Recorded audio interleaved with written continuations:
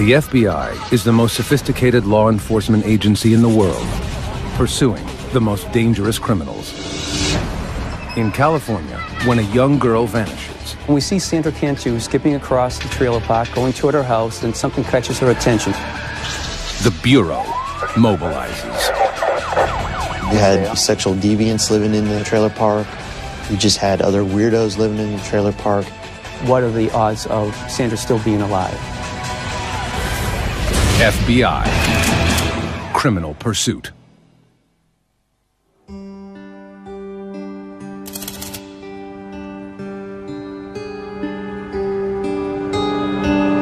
March 27th, 2009. In the blue-collar town of Tracy, California, 8-year-old Sandra Cantu heads home after school.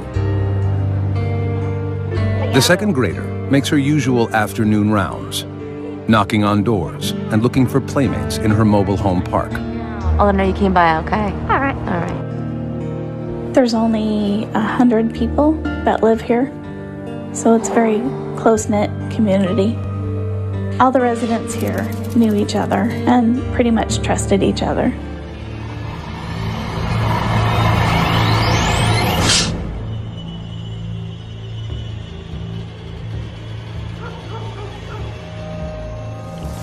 Hours pass, and Sandra doesn't come home for supper.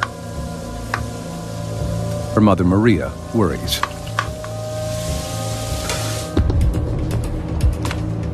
She begins calling her daughter's friends. Hi, Kathleen, this is Maria. Have you seen Sandra? No one has seen Sandra for hours.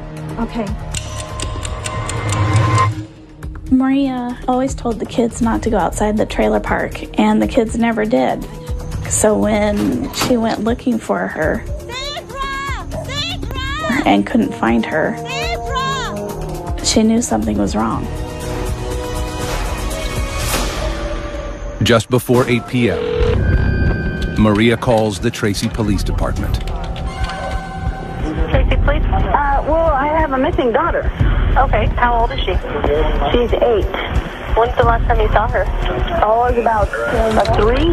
She told me she was going over to this one girl to play, and she hasn't been home. And I went looking all over. There's a 72% chance of finding a missing child in the first several hours. After that, every hour that passes, it drops off.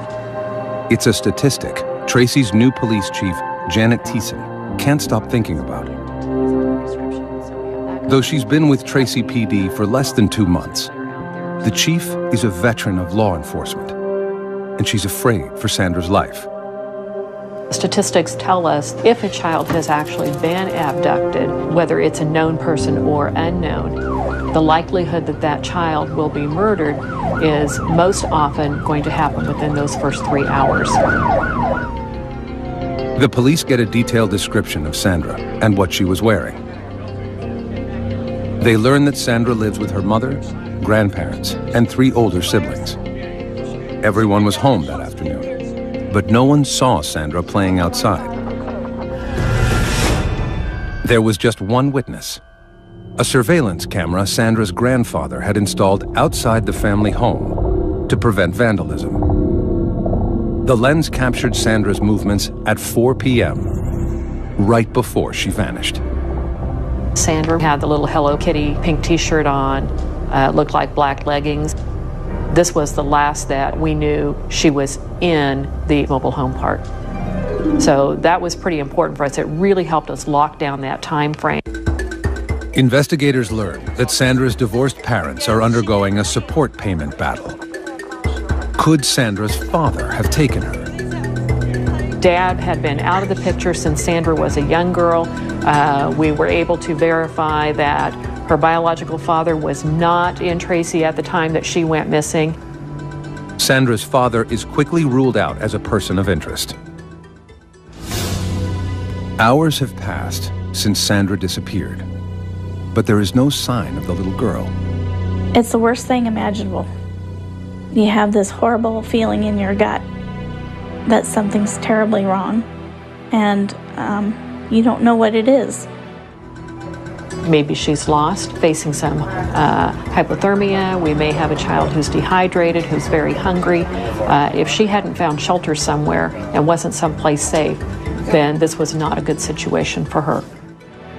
A mother of two, Chief Thiessen empathizes with the family's growing anxiety. It's just heart-wrenching, and we have a job to do. We have to move forward through it, but I think there's that human side of all of us that we think in the back of our mind, is this going to be that time where it's bad?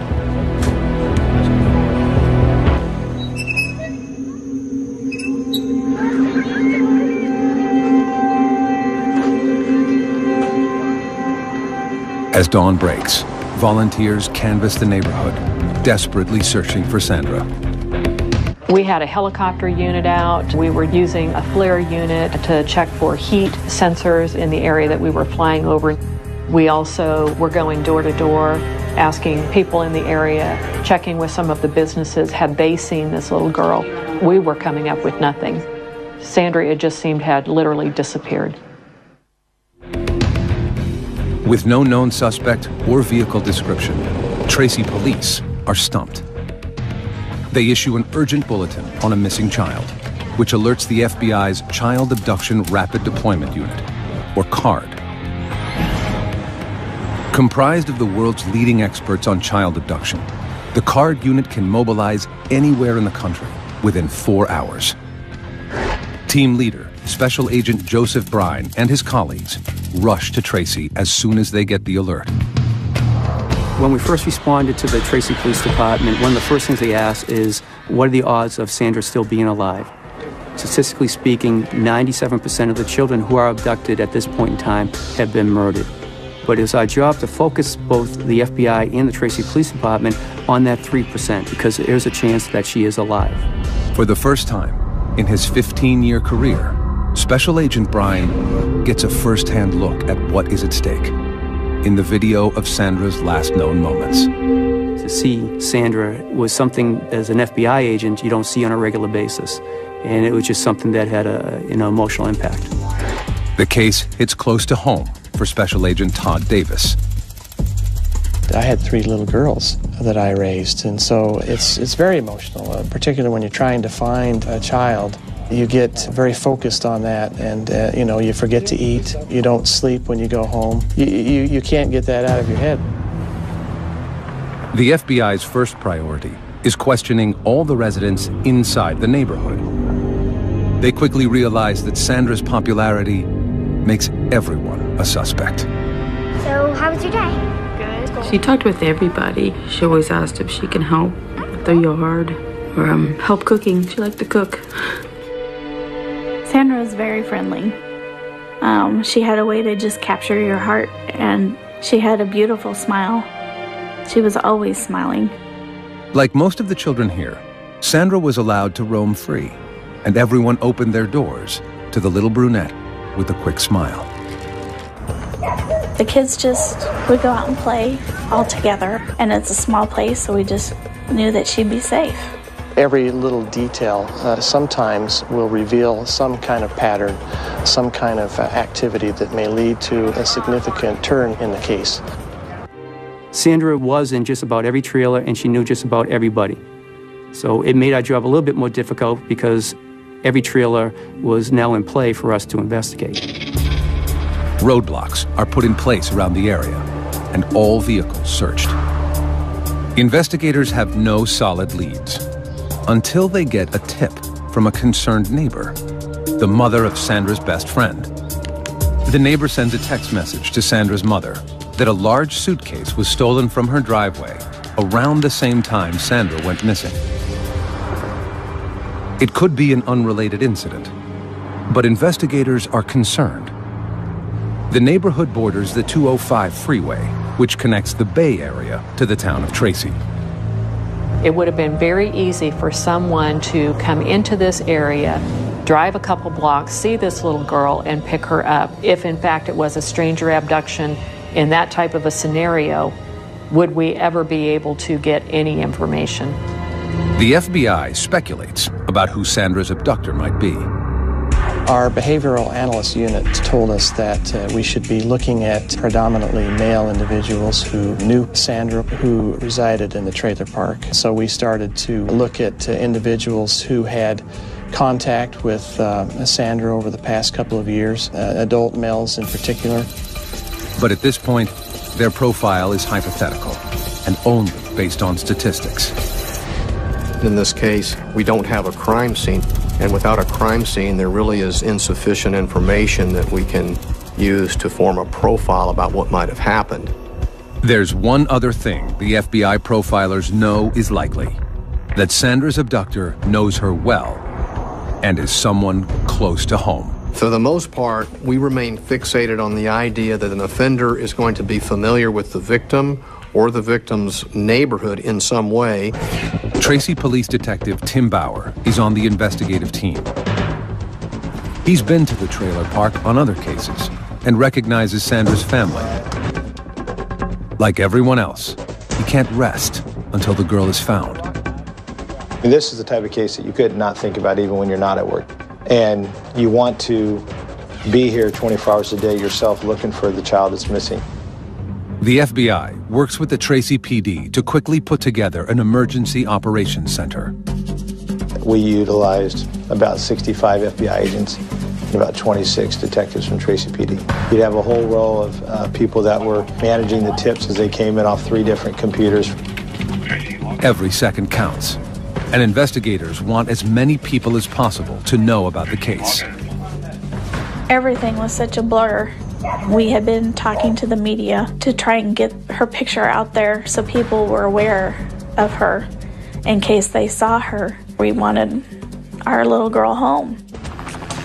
No resources spared, as searchers use helicopters with thermal imaging, dive teams, cadaver dogs, and volunteer foot patrols. 2 of the largest searches for a missing person that have ever been done in Northern California's history. We had approximately 250 people out searching for Sandra. A lot of the police officers told us that it was like they were searching for their own daughter. Sandra became Tracy's daughter.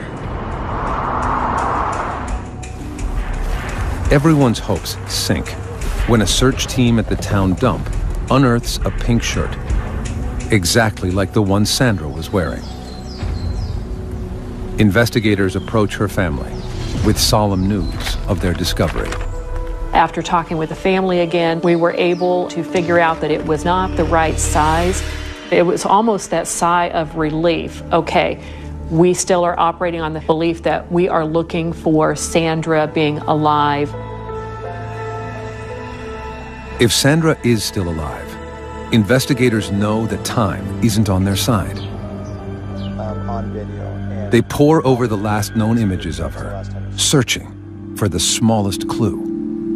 She looks like she's coming towards home, then all of a sudden she turns her head to the right and heads off in a different direction from where she was coming. I probably looked at it 40, 50 times, trying to figure out what else might have happened that caught her attention. Nothing more is seen on the tape until a neighbor drives by 8 minutes later. A canine unit can only track Sandra's scent for a couple of yards. We had some dogs track her scent down this street. So we know, of course, she traveled to the end of the street up to that corner. And that's the last scent that we were able to pick up at that point. Investigators interview anyone in the neighborhood who is a registered sex offender or has a criminal record. The list of persons of interest is shockingly long. Sunday. You had sexual deviants living in the trailer park, people on probation, parole living in the trailer park. You just had other weirdos living in the trailer park. In this particular situation, we try to emphasize that even though you are looking at registered sex offenders, that statistically speaking, only about 2% are going to be registered sex offenders. Doesn't mean they're not preferential sex offenders. It just means that we haven't caught them the first time and they don't have an arrest record. One person the police want to talk to is a man who 2 years earlier had approached Sandra at the neighborhood pool. This gentleman had brushed Sandra's hair off of her face and kissed her on the lips in the pool. Made us worry. The man admits to the kiss, telling investigators it was harmless affection He has no prior criminal record, but makes a disturbing confession. He told us that he had sexual fantasies about young girls, that his fantasies focused on girls between the ages of 9 and 10. And so that placed him high on our list. But the man isn't the only suspicious person in the park. On the afternoon Sandra went missing, the park manager confronted an unfamiliar ice cream truck driver who was talking to children near Sandra's home. Hey, what do we have here? Can I have a chocolate bar? Sure can. They had a ice cream man that usually does not go to that particular area. Aren't you just a little kid? Was suspicious to some of the people in the neighborhood. And what did we tell you about being in the park? And that was another lead that we had to trace down. Did Sandra's trusting nature catch her in the net of a predator? Sandra was a very friendly girl, but we thought these individuals might have taken advantage of her friendly personality, to use to their benefit. As night falls, there are no solid leads. The town of Tracy gathers for a candlelight vigil. The community showed so much love and support. They left stuffed animals, hundreds and hundreds of stuffed animals they left as a memorial to her. And it was cold. It was so cold. And we just knew that she didn't have any jacket on because it was warmer during the day, but it was so cold at night, and we were just so worried about her. Investigators are there too, lending support and looking for suspects. The peaceful ceremony is shattered when a woman frantically approaches FBI agents. She's screaming, "I found something, I found something." It says Cantu. So myself and a couple other agents and one of the police officers, we follow after her. She's still hysterical, she's still yelling, she's still screaming. We get over to where the mailboxes are in the complex, and she just plops down. She points, "It's over there." Investigators are stunned when they read its dire message. Cantu is in stolen luggage in water at Bichetti and Whitehall. Signed witness. After 2 days of searching, there is no trace of 8-year-old Sandra Cantu. All the FBI and Tracy, California police have is a growing list of persons of interest. There were several individuals in the trailer park that jumped out at us that needed a little extra attention. These were individuals that had either been involved in drugs, crimes against children. Then, a startling lead lands in the lap of investigators. A neighbor walking to a candlelight vigil for Sandra finds something suspicious in the park. I was just walking by and I saw it here on the grass and Investigators gather the note, which has a chilling message. The note said, "Cantu is in stolen luggage in water at Bichetti and Whitehall, signed witness." San Joaquin County Deputy District Attorney Thomas Testa is suspicious. And what's so interesting about this note is it almost looks like there are deliberate misspellings. I mean, a very simple word, "on," is misspelled, and an FBI expert looked at it and gave an opinion that it looked like someone was camouflaging their writing, hiding their true writing. Is the note true? Or is someone trying to throw the police off track? Investigators can't take that chance. At daybreak, agents immediately order a search of the ponds near the address, 2.5 miles from the trailer park. The intersection borders a river and a dairy farm, and there are several settlement ponds for cattle manure runoff. Investigators aren't sure where to look. In the settling ponds, it makes it extremely difficult to search because of the sewage that had flowed into those settling ponds from the dairy. It makes it impossible for divers to locate anything. Investigators have no idea whether Sandra's body is in the pond. They have a lot of questions and turn to the note's messenger for help. 28-year-old Melissa Huckabee is the same neighbor who reported a suitcase stolen from her driveway the day Sandra went missing. When the agents interviewed Melissa at her trailer, she told them she was especially alarmed when she saw the note referencing that the child had been placed in the suitcase because she said her suitcase was large enough to fit a child in. A friend of the family, Melissa is a single mother raising a 5-year-old in the home of her aging grandparents. Her daughter is Sandra's best friend. Her daughter played with Sandra, and her family was church-going people. Her grandfather was the pastor at the church around the corner. And she was a school teacher there. So as a family, we felt safe having her there. But the agents are suspicious about Melissa's involvement and dig further. Why she was not statistically, the person that we profile for this type of investigation, the fact that she had injected herself into this investigation, the fact that her story was not very credible was a concern for us. Melissa has a partial alibi. At the time Sandra disappeared, Melissa was alone at her grandfather's church decorating her Sunday school room. Phone records prove she placed a call from the church to the trailer park manager around the time Sandra went missing. Even so, agents searched Melissa's car. We found a blue self-sticking note, and when we retrieved that note, looked at it more carefully, we noticed that there was some scribbled handwriting. Closer inspection of the note reveals something suspicious. And our evidence response team was able to isolate the scribbled writing on top and adjust the color and contrast and shading. Underneath the handwriting were 3 words: Bacchetti, Whitehall, and water. The address is the same as the one written on the note Melissa supposedly found. Is she the author of the ominous message?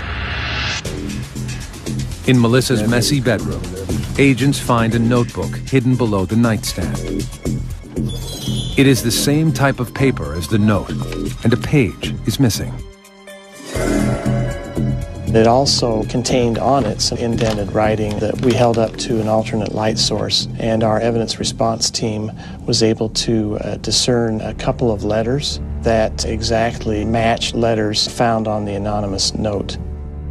Investigators are now certain that Melissa wrote the mysterious note.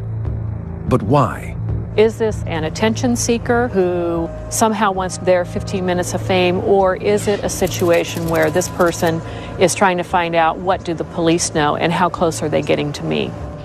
In spite of the questions surrounding her, Melissa cooperates with police, offering valuable information about yet another suspicious neighbor. Yeah, the guy right there, he's really creepy. Every so often, Sandra would go to the man's home and play games or hang out. Do you have a deed? And he's been linked to an alarming incident with another little girl in the trailer park. That's for you. A 7-year-old child had been drugged, and he had assisted the child's mother in taking the child to the hospital. And when the police arrived at the hospital, he exited abruptly. That was an indication to us that maybe there was something that he was hiding.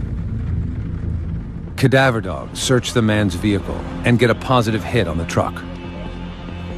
But the evidence team finds no traces of human remains. And residents are coming forward with more disturbing information. Police are shocked when a stepfather and stepson who share a trailer volunteer photos they have of Sandra on their cell phones. The top of her shorts were unbuttoned as she's sitting on somebody's lap. And the fact, of course, that they admitted that she was in their bedroom frequently was of concern to us as well. A search of their home uncovers a computer with questionable images of children and a stuffed animal used for masturbation. But the 2 men have no criminal history of offenses against children. By now, it's been a week since Sandra disappeared, and her once idyllic neighborhood has turned into a land of horror. FBI agents and the Tracy PD work around the clock, chasing down leads. Every hour that ticks off, You feel that stress and that tension. I really literally had to order people to go home.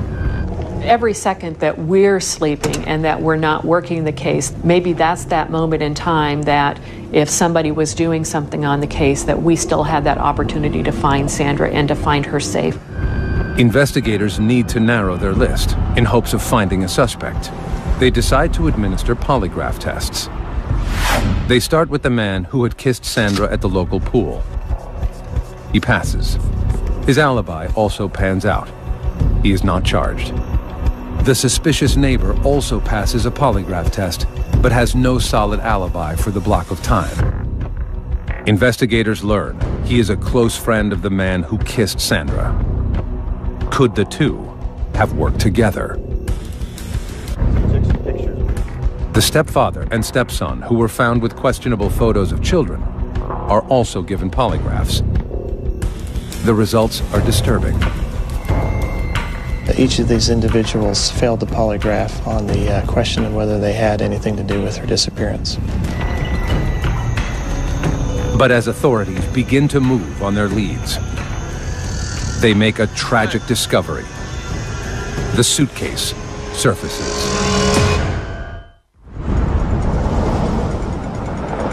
It's been 11 days since 8-year-old Sandra Cantu vanished from her trailer park in Tracy, California. 2.5 miles away, workers at a dairy see a suitcase floating in the water. They call the sheriff, who rushes to the scene with Tracy PD and the FBI. Is she in there? We wanted to know, but at the same time, we didn't want to open at the scene, obviously, because we want to protect the integrity of what's inside. Hairs and fibers, other pieces of evidence that can link us to who did this, if this is actually Sandra in the suitcase. The suitcase does not have any identifying marks, but the zippers are tied together with a thin white string. Standing knee-deep in sewage, the evidence team lifts the suitcase and places it in a body bag. Immediately, the one thing you noticed was the weight of the suitcase. There was definitely something inside the suitcase. As we start to carry the body bag out, all of a sudden you could smell the smell of death. Investigators deliver the bag to the San Joaquin County Medical Examiner. He carefully cuts the white cord on the zipper and opens the case.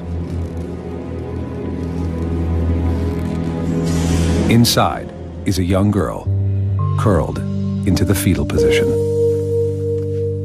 Dental records and her clothing confirm what investigators don't want to hear. It is Sandra Cantu. It's devastating. You know, we lived up to this moment that she's still alive. We gotta find her. She's still alive. We can find her. We can find her. And then at this point, we can't. The only thing we can do to help her now is by finding out who did this. Sandra's body is fully clothed in the same outfit she was wearing when she disappeared. Toxicology reports reveal she was drugged with benzodiazepine, a powerful sedative. There are no obvious injuries on Sandra's body. No scratches, bruises, or cuts, except a small scrape on the inside of her bottom lip.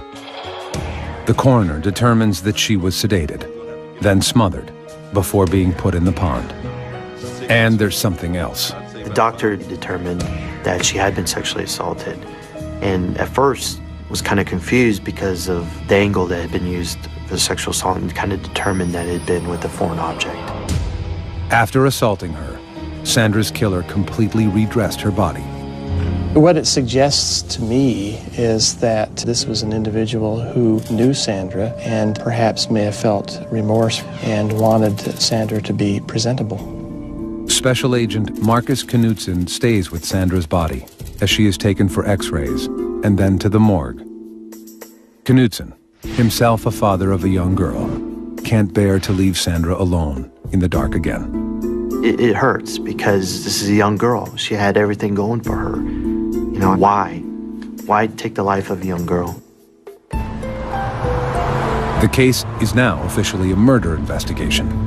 But before authorities can begin, Chief Thiessen has the painful task of informing Sandra's family. It's so hard when you see something that's happened to a young child There's no easy way to tell somebody that your child is dead. It's news Sandra's family is not prepared to hear. When they came to tell us that they found Sandra, the most primal screams that you can imagine, and wailing and disbelief and just not wanting it to be true. To me, she was a beautiful baby.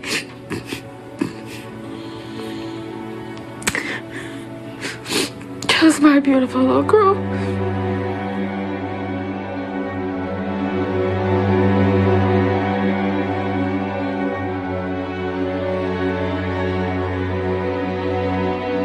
Once I had delivered the messages, I needed to have a few moments just by myself. This was just so highly charged. I had to take a few minutes, and I'm sure that there were a few tears that escaped. And then it's back to take that deep breath and back to the job at hand.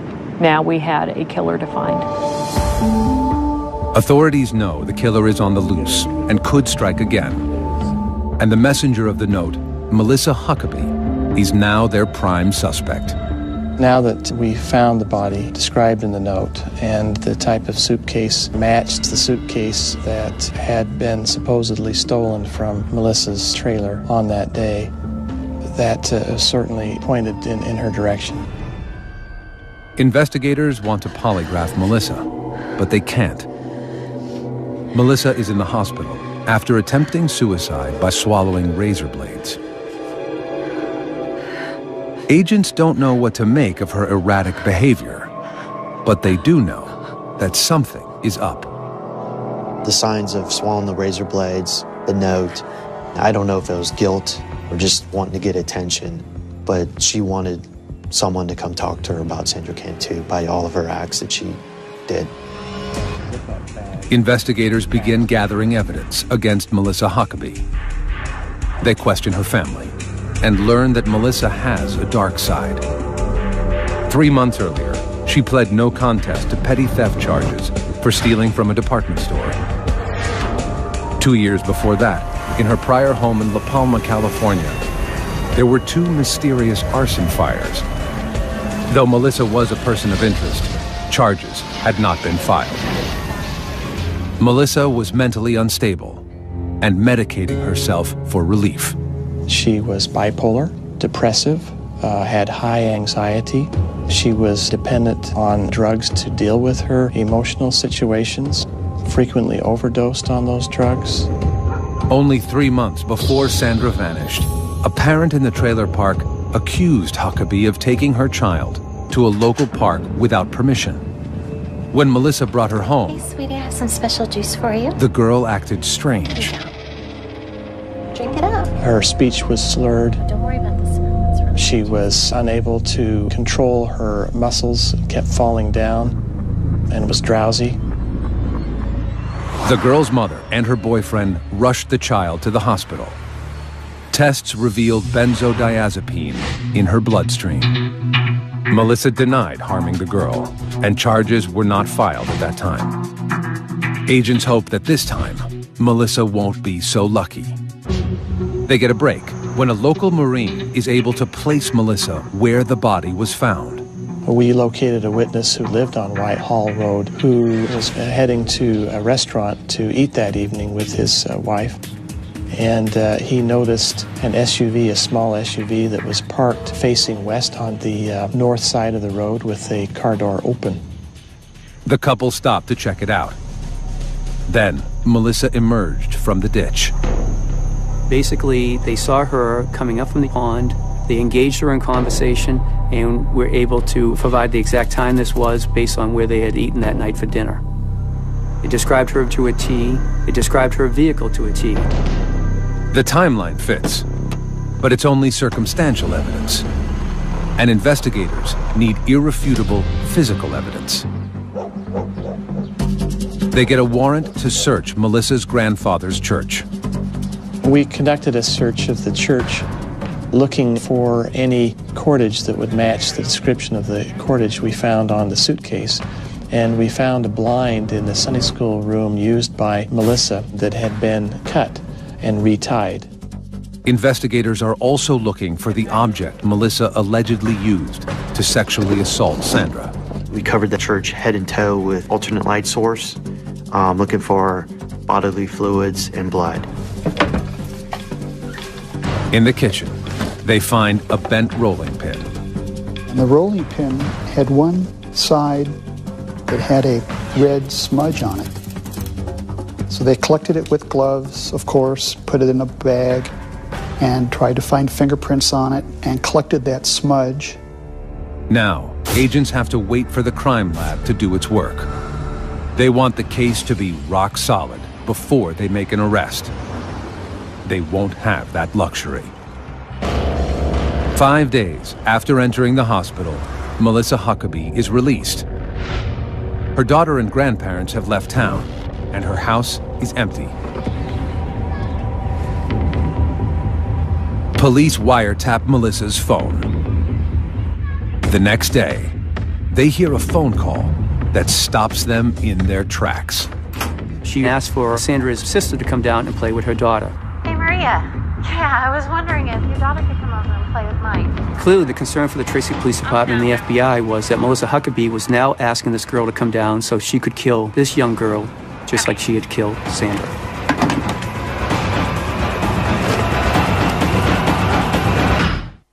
April 10th, 2009.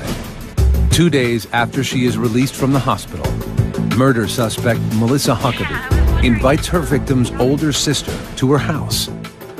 She says it's for a playdate, but FBI and Tracy, California police fear she has sinister plans. Here we go again. She's going to try to pull this off again because in her mind at this point she believes she got away with it. Unaware that Melissa is suspected of murdering their daughter, Sandra's family is about to send her sister over to play. My boss says, hey, get over there right now. Drive as fast as you can and get there. And right before you get there, shut your lights down and get in there and then just walk up like everything's cool and knock on the door and make sure we don't got another little kid in there. Detective Bauer races to Melissa's house, fearing the worst. When we get over there, we knock on the door, and when Melissa answered the door, there's a neighbor's daughter in there who our surveillance units thought might be Sandra's older sister, but, you know, fortunately it wasn't. Trying to act casual, he convinces Melissa to come down to the station for a formal statement. I mean, you can look at this as like a game of cat and mouse. We let her believe that she was winning the early rounds, but we knew the ultimate goal for us was to, one, get a confession out of her, but two, to get her to understand that we knew and we had evidence to show that she was solely responsible for Sandra's death and assault. In the interview room, Detective Bauer confronts her with proof that she forged the note about the suitcase. We took a normal, 3-inch blue sticky note, and we blew it up on graph paper the size of this wall right here. And it had the 3 words on it that were scribbled out, Bachetti Whitehall Water. And the person wrote this note and had to be the only person that knew where Sandra was. Melissa denies everything. After 5 hours, Detective Bauer confronts Melissa with the evidence that cracks her lies wide open. Between 5:30 and 5:40, 2 people saw your car stopped on Whitehall Road. They saw you come from out of the bushes on Whitehall Road, and someone asked you what? When I was okay, and I said I was going to the bathroom. What were you doing, Melissa?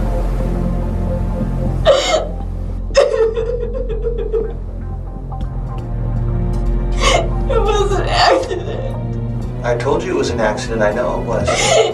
Accidents happen. Kill her. You just died.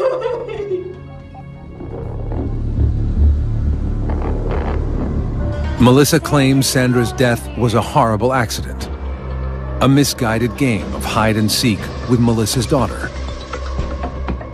Melissa says she became distracted and forgot about Sandra in the suitcase.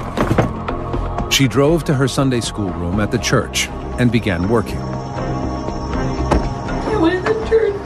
I was there. And when I came outside, I looked at my suitcase.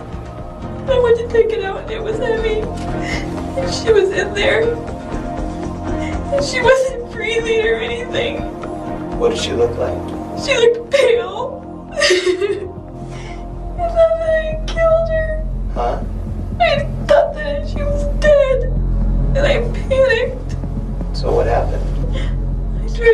wake her up and she wouldn't wake up. Melissa claims she tried CPR, but it didn't work.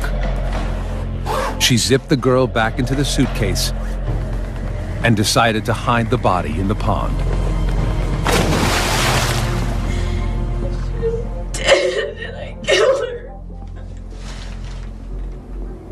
I didn't want anybody to think that I had killed her. But I didn't know what else to do. Melissa denies sexually assaulting the little girl, but her partial confession is enough for Tracy PD to arrest her for the murder of Sandra Cantu.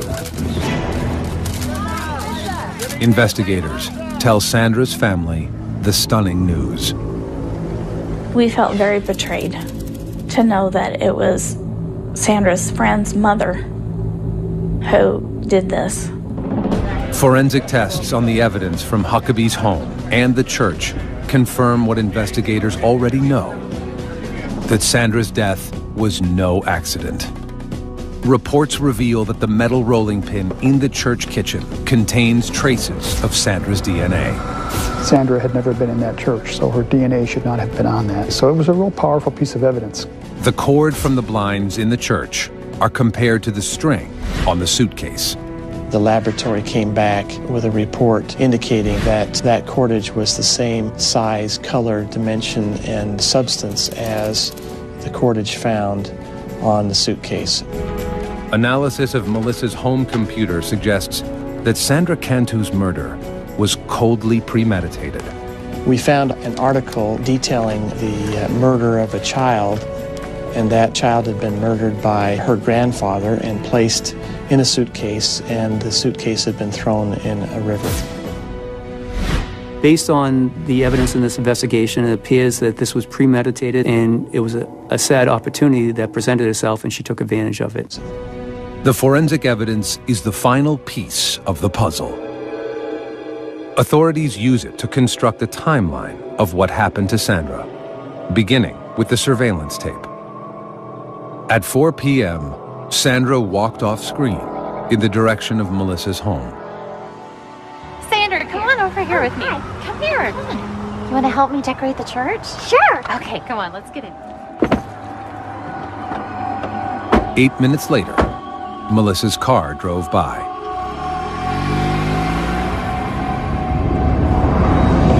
After driving Sandra to the church, Melissa gave her a drink laced with benzodiazepine. Almost got it ready. Thanks.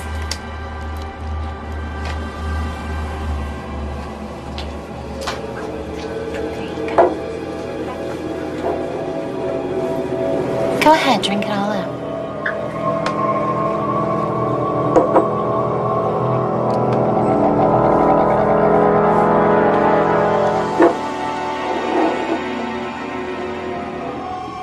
When the girl was unconscious, Melissa made her move.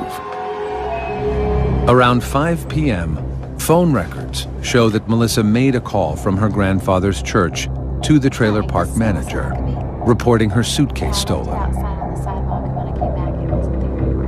She started thinking of needing to cover her tracks by making sure she reports the suitcase that has Sandra's body was stolen. So if the suitcase is found, she could claim, well, someone stole it and someone else must have put the body in it. Then, shortly before 6 p.m., the eyewitness saw Melissa near the pond. Hey, how you doing? What you doing now? Sandra Cantu was dead before her mother ever called 911. May 10th, 2010. Faced with overwhelming evidence, Melissa Huckabee takes a plea deal and admits guilt in the kidnapping and murder of Sandra Cantu. All other charges are dropped, including charges of drugging and rape. And I think that's a testament to the strength of the case and to the credit of the detectives and the FBI, is that she probably thought there was no way out. She probably would have been given the death penalty had the case gone to trial. Melissa is now serving life in prison without parole. When asked why she killed Sandra, Huckabee has no answer.